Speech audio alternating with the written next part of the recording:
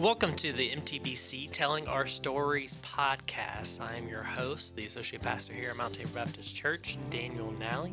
And this podcast is us here at MTBC at Mount Tabor sharing our stories. I hope you enjoy your time as you listen to the testimonies and the stories of people of our church.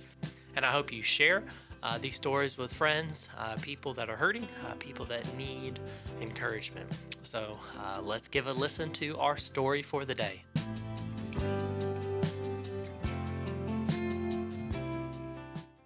Welcome back to another MTBC Telling Our Stories. Today we have Miss Kaye LeRoy sitting down with us and sharing her story. Thank you for being here, Miss Kaye. Thank you. We're here on a Tuesday afternoon, which is kind of odd for all of us that have been helping with Good News Club for how many weeks total?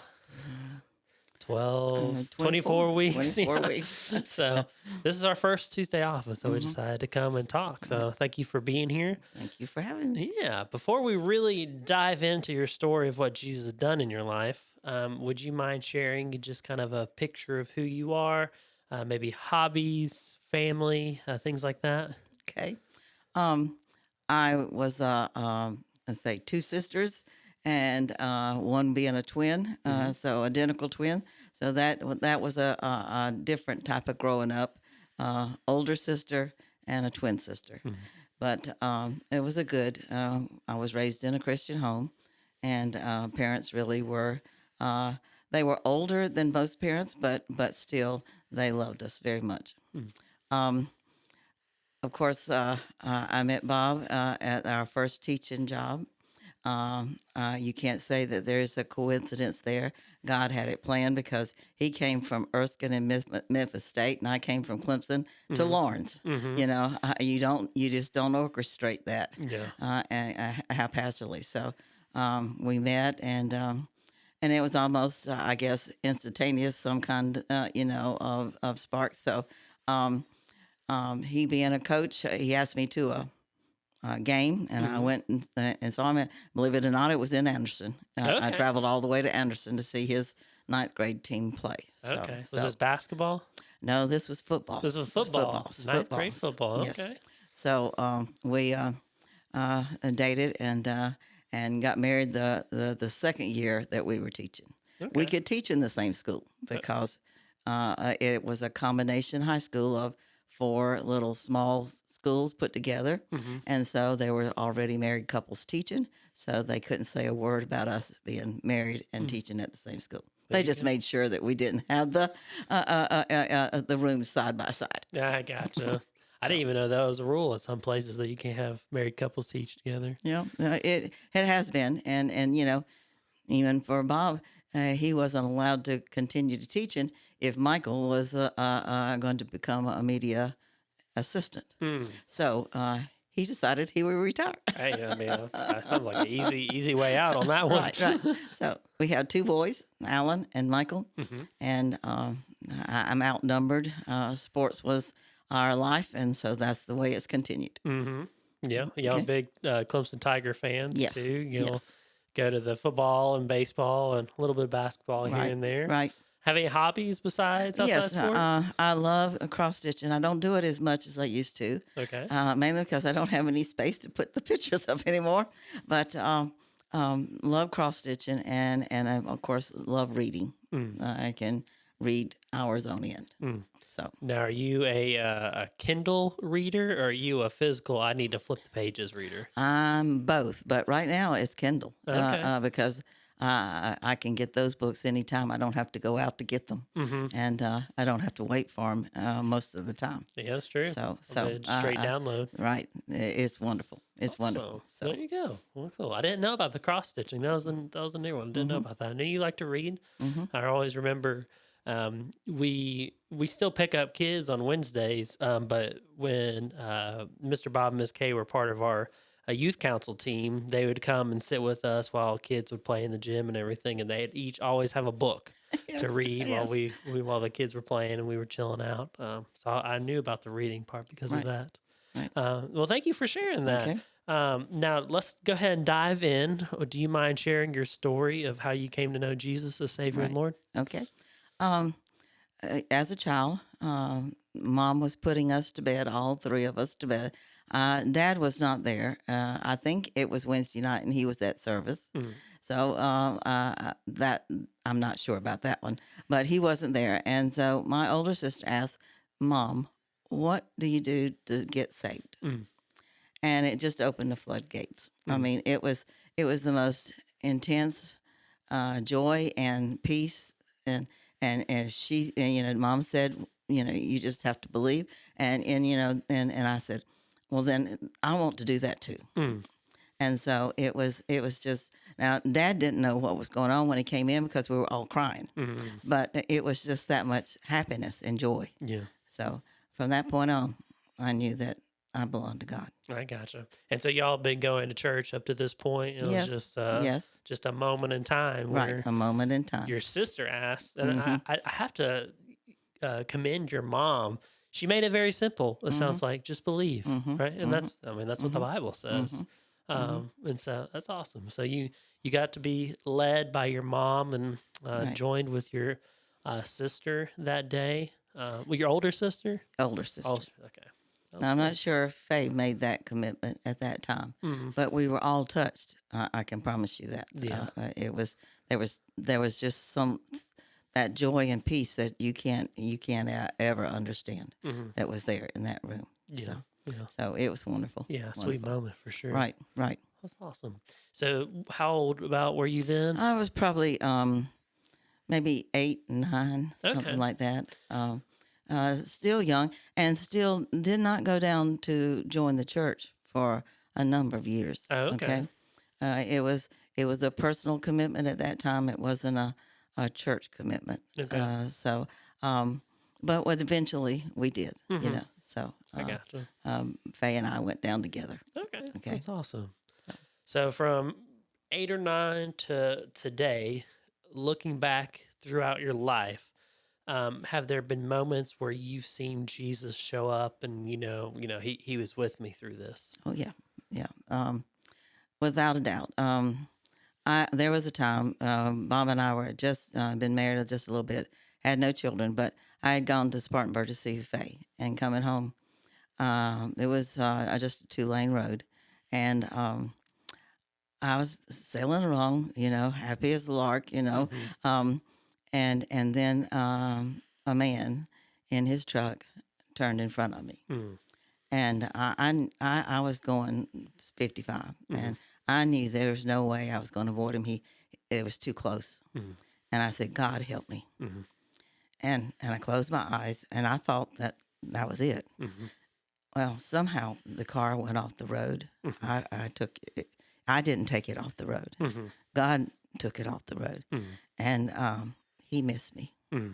The truck missed me, and I wasn't hurt. I mean, I think I did break my finger, but I never went to the doctor. It just hurt, and well, to be honest, I was playing church league softball at the time, and I had to play. Uh-huh. It was playoff time, Okay. so I didn't go to the doctor because I knew that they would put it in a cast and I couldn't play. Yeah. I could. Uh, I'm not sure if I was pitching or just fielding, but I did pitch some, and but I couldn't bat. I couldn't swing the bat, and Okay. so amazingly, they walked me. Yeah. There you go. Well, I But mean, God took care of me. That I mean, I knew that I was probably dead yeah. at that point Yeah. because at that time there was no seat belts in the cars, Yeah.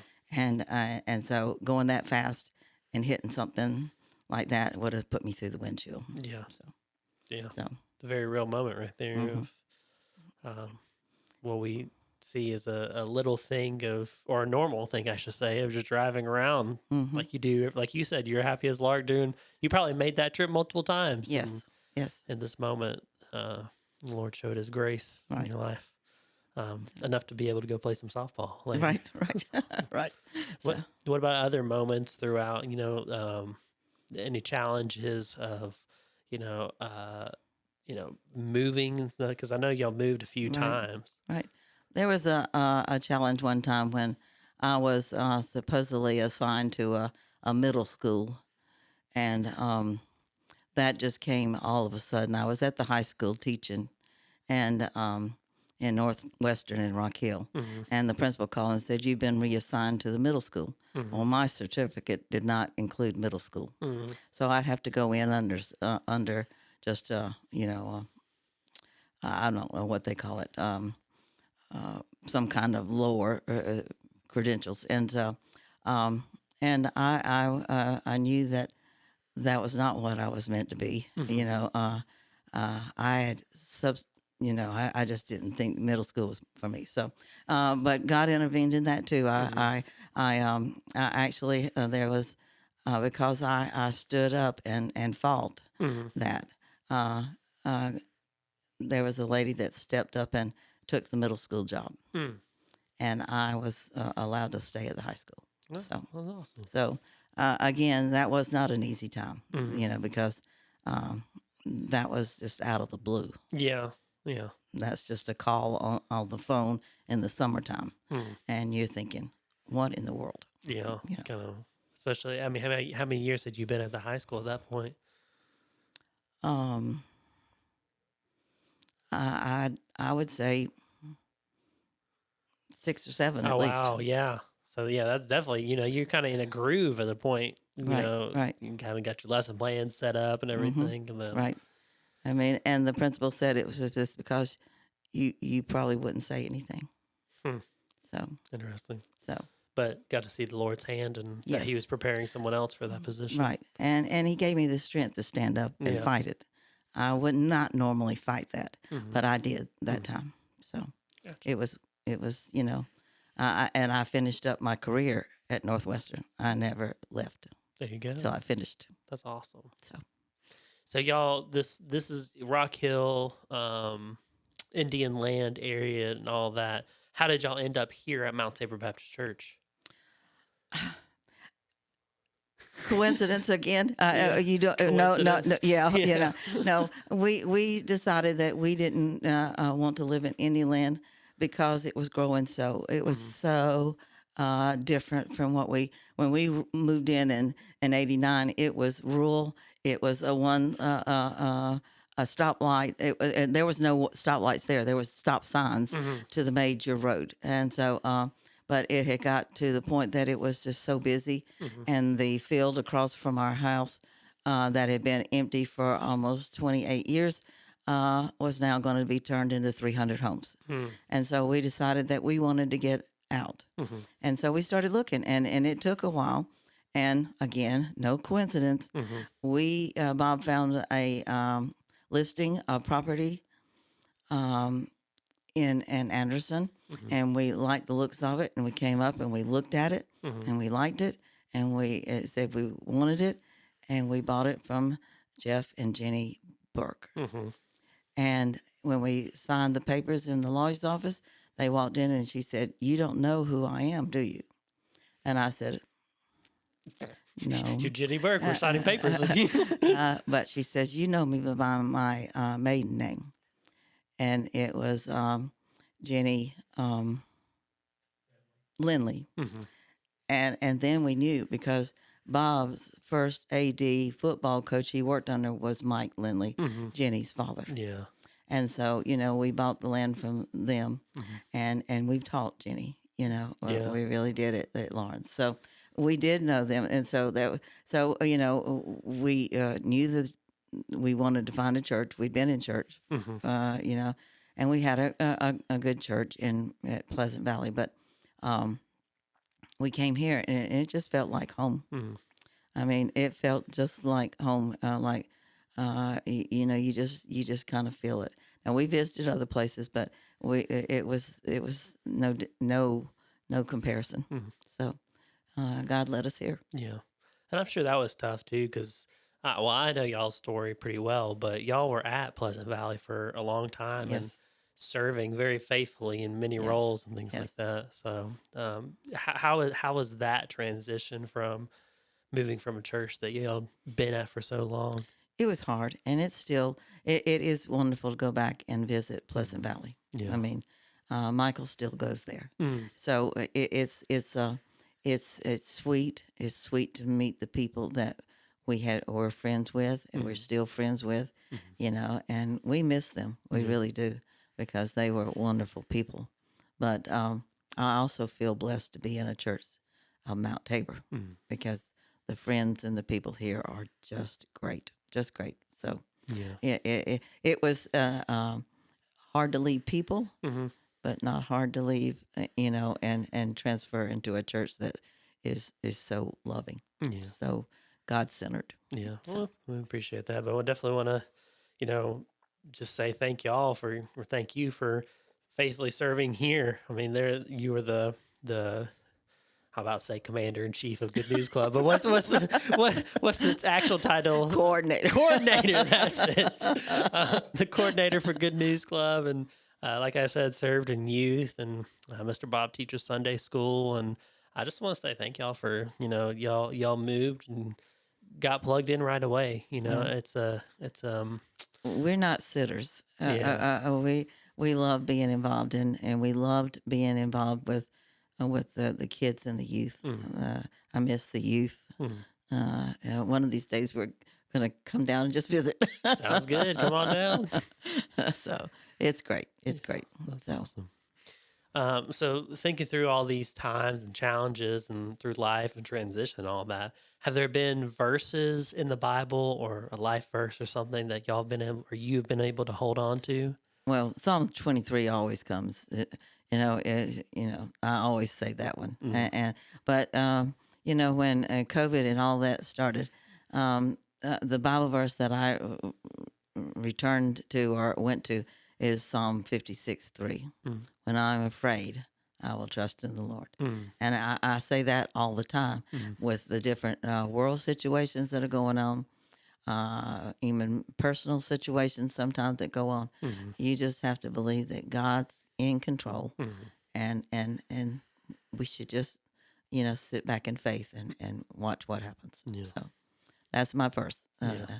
But Psalm 23 too. Yeah. I mean, very powerful verses, talking about Right. in the midst of craziness and chaos. That's Right. definitely, I mean, I've written something underneath that, and it says, "I have all I want." yeah. So I have it all. Yeah. So. It was a good reminder. Mm-hmm. Good reminder. So sitting here, whoever's watching your story or listening to your story, what would be one thing you would want them to know? That God is always there, Mm. regardless of the situation, regardless of the circumstances. God is there. There so many times of changing. From Lawrence to Indialand, we had to trust that God was there. It was His plan, and we believe that it was His plan. It wasn't our plan, but it was His plan. So trust God, trust in every situation that God's got the plan, and He's going to work it out. He works it out for our good. So even when I was going through having some of the surgeries that I've had, God was there. Yeah. Before I go into surgery, I always say, "Your will." So it's there. Believe that God is there, and He will work it out. Yeah. Which ties perfectly to what your verse is with that Psalm passage from Psalm. So Right. good reminder for all of us that, the Lord is with us and He is there. And when we're afraid, when we are about to face a situation like you driving down the road and no other choice but to trust, so, but definitely good reminders for us all. Thank you. Well, Ms. Kaye, I appreciate your time sitting down and sharing your story and sharing your heart. And I'm excited to see what the Lord would do with your story. Thank you. Thank you for letting me. Yeah.